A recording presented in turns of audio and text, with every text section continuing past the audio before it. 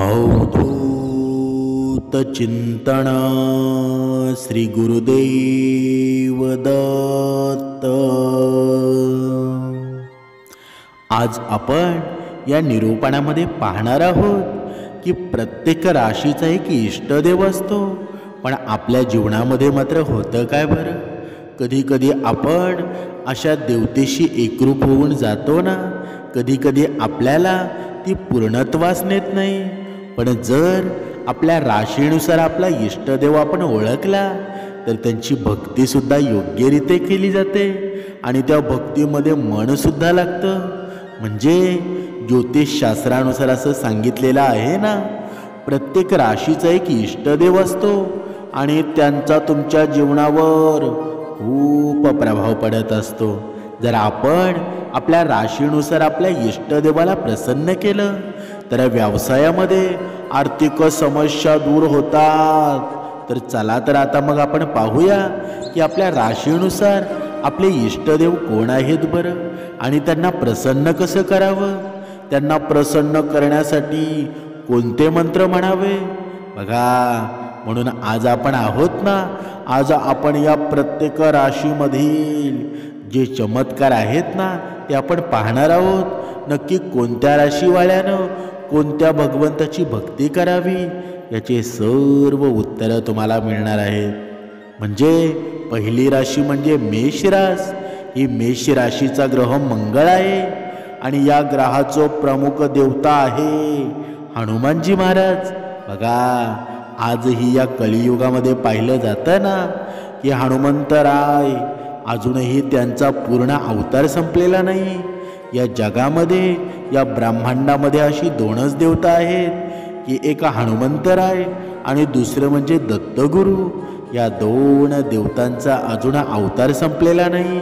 आणि जर तुमच्या जीवनातील सर्व समस्या दूर करायच्या असतील तर या राशीवाल्यानं हनुमानाची भक्ती करायला हवी, बजरंग बलीची उपासना ब्रह्ममुहूर्तावर करायला हवी, तर तुमच्या जीवनातील सर्व समस्या दूर होतील। यासाठी या राशीसाठी मंत्र आहे ओम हनुमतये नमः, ओम हनुमतये नमः, ओम हनुमतये नमः। या मंत्राचा जप आहे ना, रोज ब्रह्ममुहूर्तावर करा। तुम्ही कोणत्या संकटात जरी सापडलात ना तर या मंत्राचा जप तुम्ही निरंतर करा। या मंत्राचा जप तुम्ही सातत्य ठेवलं ना तर तुमच्या जीवनामध्ये आर्थिक लाभ नक्कीच होईल, तुमची अडकलेली सर्व कामे पूर्ण होतील। आता दुसरी रास पाहूया, वृषभ रास। या वृषभ राशीचा ग्रह आहे ना तो शुक्र मानला जातो। ज्योतिषशास्त्रानुसार वृषभ राशीच्या लोकांनी धन आणि इतर समस्यांपासून मुक्ती मिळवण्यासाठी दुर्गा देवीची पूजा करावी। बघा, लक्षात असू द्या। आणि जर तुम्ही बघा, आता नवरात्री आलेली आहे आणि या नवरात्रीच्या दिवसापासून तुम्ही या दुर्गा देवीच्या मंत्राचा जर जप केला तर तुमच्या जीवनामध्ये चमत्कार घडल्याशिवाय राहणार नाही। आता तो मंत्र जप कोणता आहे ना तो कान देऊन ऐका। ओम दुर्गा देवाय नमः, ओम दुर्गा देवाय नमः, ओम दुर्गा देवाय नमः। या मंत्राचा जप केल्यानं तुमच्या आर्थिक समस्या दूर होतील आणि तुमच्या जीवनामध्ये ज्या गोष्टी वाईट घडलेल्या असतील त्यासुद्धा व्यवस्थित व्हायला सुरुवात होईल। तुमच्या जीवनामध्ये पैशाची कमी असेल म्हणजे धनासंबंधीचे सर्व निर्णय आहेत ना ते योग्य रीतीने घ्यायला लागेल। आता तिसरी रास पाहूया, ती म्हणजे मिथुन रास।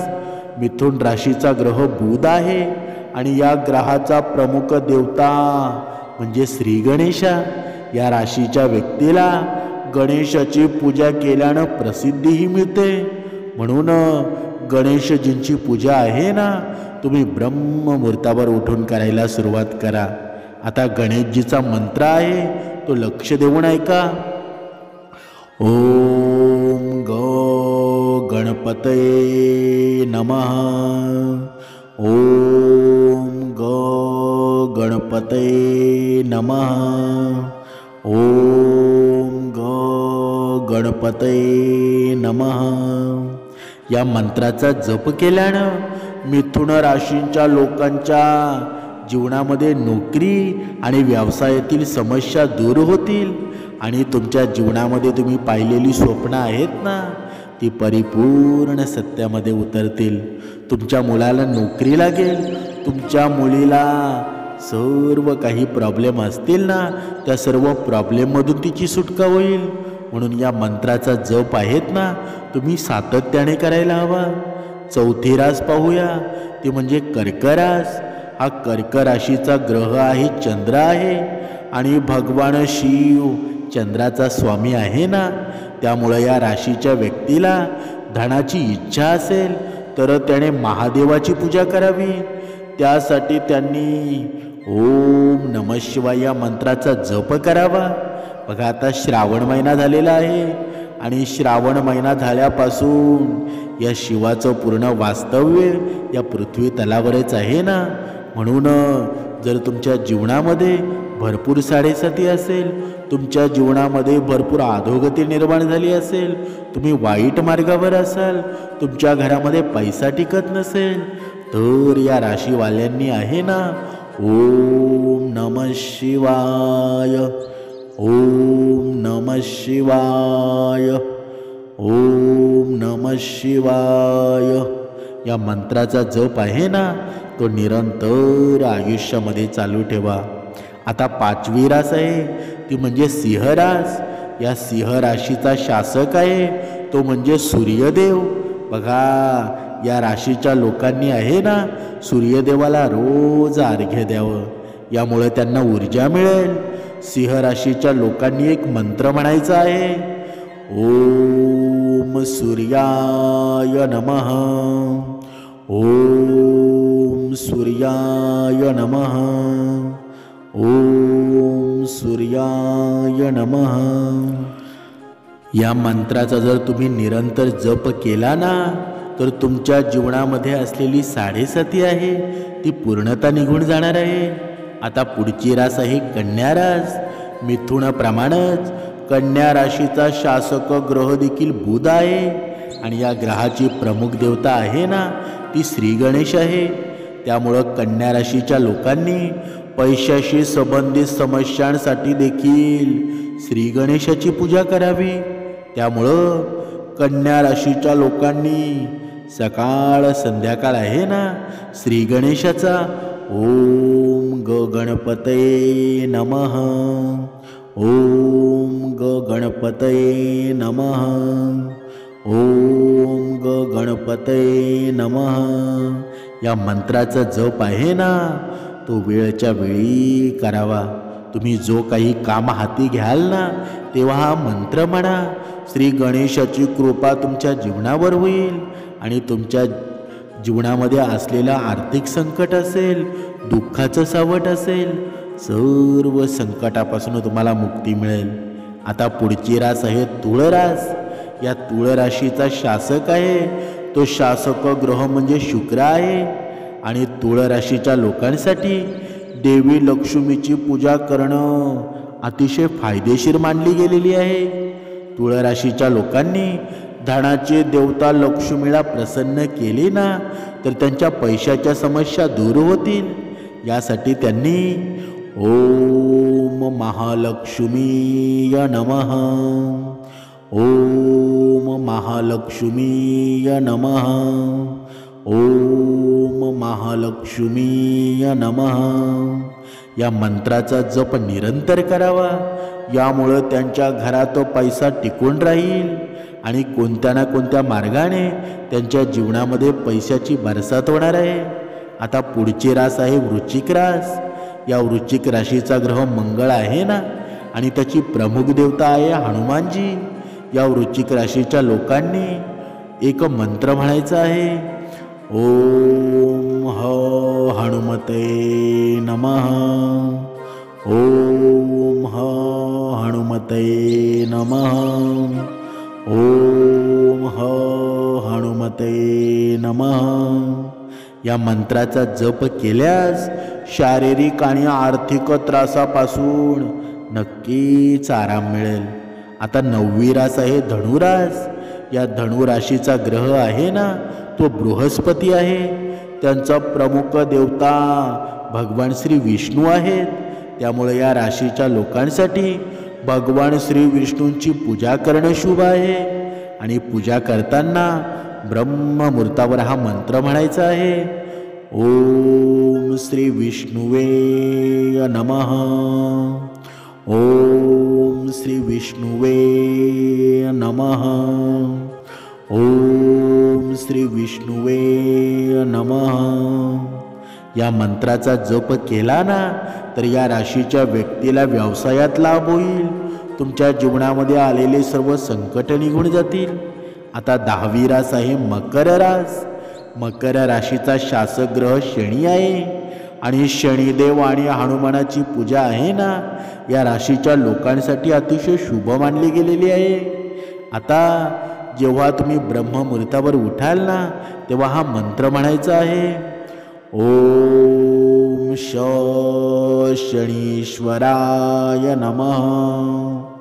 ओम शनीश्वराय नमः. ओम शनीश्वराय नमः. या मंत्राचा जप केल्यास ना तुमच्या समस्या दूर होण्यास मदत होऊ शकते. रोज जप करायचा आहे. सर्व अडथळे निघून जातील. तुमच्या घरामध्ये सुख शांती नांदणार आहे. आता पुढची रास आहे ती म्हणजे कुंभ रास. या कुंभ राशीचा शासक ग्रह तो सुद्धा शनी आहे. आणि शनीचे गुरु भगवान शंकर आहेत ना. ज्योतिषशास्त्रानुसार कुंभ राशीच्या लोकांनी शनीसोबत भगवान शिवाची पूजा केली तर त्याच्या सर्व समस्या सुद्धा दूर होतील.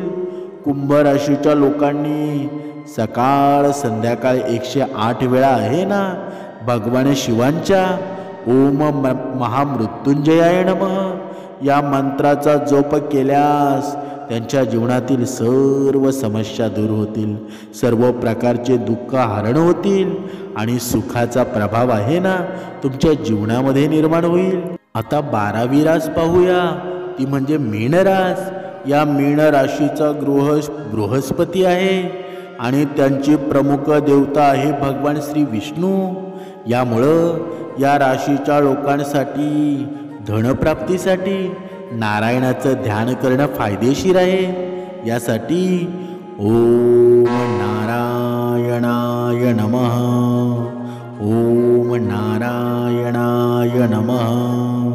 ओम नारायणाय नमः.